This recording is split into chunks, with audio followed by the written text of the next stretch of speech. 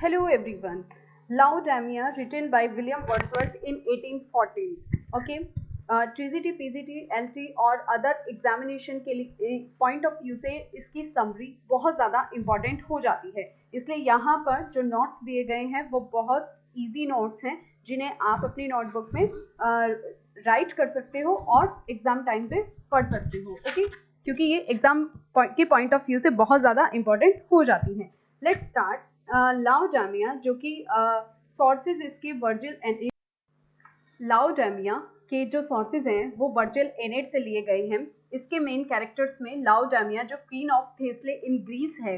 Next प्रोटेसिलस यानी कि जो हस्बैंड है लाओडामिया के, जो कि मारे जाते हैं हेक्टर के द्वारा. हेक्टर एक ट्रोजन वॉर का हीरो है यानी कि वॉरियर है, योद्धा है. Job chief of the Greek God है यानी कि ये ग्रीक गॉड हैं जो लाओडामिया की रिक्वेस्ट पर उनके हस्बैंड को एज अ सोल वापस भेजते हैं. हर्मीस एक एंजल है जो लाओडामिया को वार्न करती है और अलाउ करती है कि तुम उसके साथ सिर्फ बात कर सकती हो. ओके. फेमस पोएम लाओडामिया इसमें कंपोज की गई थी great nature poet William Wordsworth ने, जिसने 1814 में इसको लिखा था. इसको पब्लिश कराया गया था 1850 में. एक लॉन्ग नैरेटिव पोएम है, 174 लाइन्स की पोएम है और इयम्बिक पेंटामीटर में लिखी गई एक पोएम है. हाईली ड्रामेटिक पोएम है जिसमें पोएट अपने इमोशंस को और लाओडामिया के इमोशंस के को इम्प्रेसिव वे में प्रेजेंट करते हैं. ये क्लासिकल स्टोरी है एंशिएंट ग्रीस की. ओके. इसमें 26 स्टेंजा हैं और 6 लाइन्स ईच उन स्टेंजाज में है जो एग्जाम के पॉइंट ऑफ व्यू से बहुत ज़्यादा इम्पोर्टेंट हो जाती हैं. ये पोएम इसमें ये लाओडामिया के इर्द गिर्द घूमती है जो कि क्वीन ऑफ थेस्ले है एंशिएंट ग्रीस की. ओके. किंग प्रोटेसिलस उनके हस्बैंड है जो कि हेक्टर के द्वारा मारे जाते हैं. हेक्टर एक ग्रेट ट्रोजन वॉरियर है. पोएम स्टार्ट होती है लाओडामिया की रिक्वेस्ट पर जो कि जॉब जो कि एक ग्रीक गॉड्स है. ओके. ग्रीक गॉड्स के चीफ हैं जॉब. ओके. तो लाओडामिया उनसे रिक्वेस्ट करती है कि वो उनके हस्बैंड को वापस लौटा दे. ओके. तो ये एक मेन कैरेक्टर है पोएम में. ओके. जैसे कि आपको टाइटल से भी पता चल रहा है तो लाओडामिया बहुत ज़्यादा सैड है अपने हस्बैंड प्रोटेसिलस की डेथ के बाद. ओके. तो उसने एक सेक्रीफाइस यानी कि जैसे बलि देते हैं ना, तो उसने एक एनिमल की बलि दी थी before the rising sun to please job. यानी कि जॉब ने उन्हें बोला था कि उनको एक एनिमल की बलि देनी पड़ेगी और तभी उसके हस्बैंड की सोल को उससे मिलने के लिए भेजा जाएगा. ओके. तो after her prayer her husband was sent to her only for 3 hours. केवल 3 घंटे के लिए उसके हस्बैंड को उसके पास भेज दिया जाएगा, जो ये जॉब ने उनसे बोला था, जो कि ग्रीक ऑफ गॉड के मेन चीफ हैं. ओके.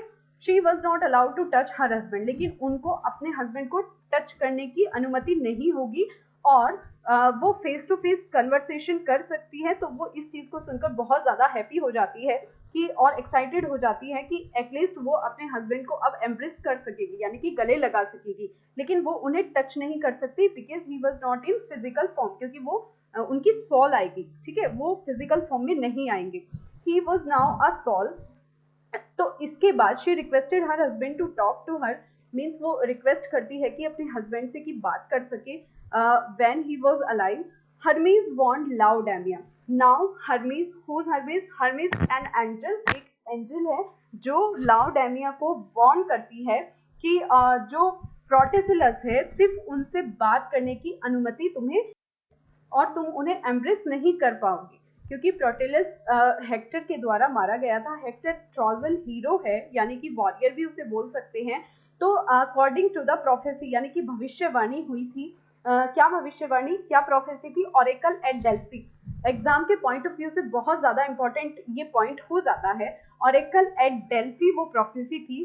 ठीक है. अगर कोई first Greek would touch sea coast of Trojan would be killed. Means अगर कोई जो ट्रोजन के सी कोस्ट को पहले टच करेगा तो वो मारा जाएगा. तो प्रोटेसिलस was the first person to touch the Trojan coast. इसीलिए वो हेक्टर के द्वारा मारा जाता है जो कि ट्रोजन हीरो है. Laodamia admired her husband for his courage. वो उनके अपने हस्बैंड की प्रशंसा करती है उसके साहस के लिए. She requested him to marry her. तो वो अपने हस्बैंड को हैप्पी लाइफ चाहती है अपने हस्बैंड के साथ, और इसीलिए अपने हस्बैंड को वो इम्प्रेस करने के लिए ट्राई करती है, यानी कि उनको कहती है कि हम दोनों मिलकर एक हैप्पी लाइफ बिताएंगे, जब उसके हस्बैंड एज अ सोल मिलने आते हैं। तो अब उसके जो हस्बैंड है यानी कि जो प्रोटेसिलस है, वो लाउडेमिया को एडवाइस देता है कि वो अपने आप को शांत रखे, अपनी भावनाओं को शांत रखे, क्योंकि अब ये पॉसिबल नहीं हो सकता।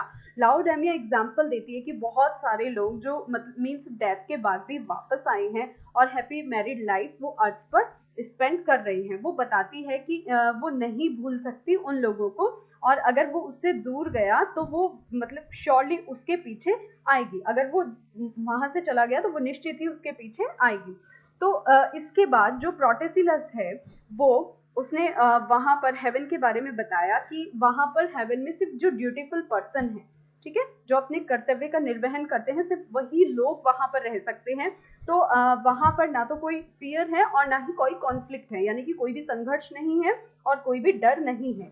तो ही टोल्ड हर, वो उसे बताते हैं कि वो उससे भी प्यार करते हैं, and both said to remain away from her, और दूर रहने से दुखी हैं, लेकिन फिर भी वो उसे एडवाइस देते हैं कि ये जो लाइफ है, ये जो दुनिया है, इसमें बहुत सारी प्रॉब्लम्स का हमें सामना करना पड़ता है, लेकिन लेकिन हमें फिर भी जीना पड़ता है। After 3 hours Hermes came to take Protesilaus, जो हर्मीस थी, कौन थी हर्मीस? एक एंजल थी, वो प्रोटेसिलस को वापस लेने आती है और उसे अपने साथ लेकर हेवन चली जाती है। लाउडेमिया वांटेड टू एम्ब्रेस हिम, लाउडेमिया कोशिश करती है उनको गले लगाने की एटलीस्ट वंस, मतलब एक बार, लेकिन ये पॉसिबल नहीं हो पाता। She fainted and fell down on the ground, ठीक है, वो वहीं पर ग्राउंड पर, इसके बाद वो वहां पर गिर जाती है और मर जाती है। नेक्स्ट, इसके बाद जब वो मर जाती है तो उसको वहां से हेल में ले जाया जाता है, नरक में ले जाया जाता है, भेज दिया जाता है। क्यों? क्योंकि वो बहुत ज्यादा कमजोर थी, है ना, और लालची भी थी। ओके,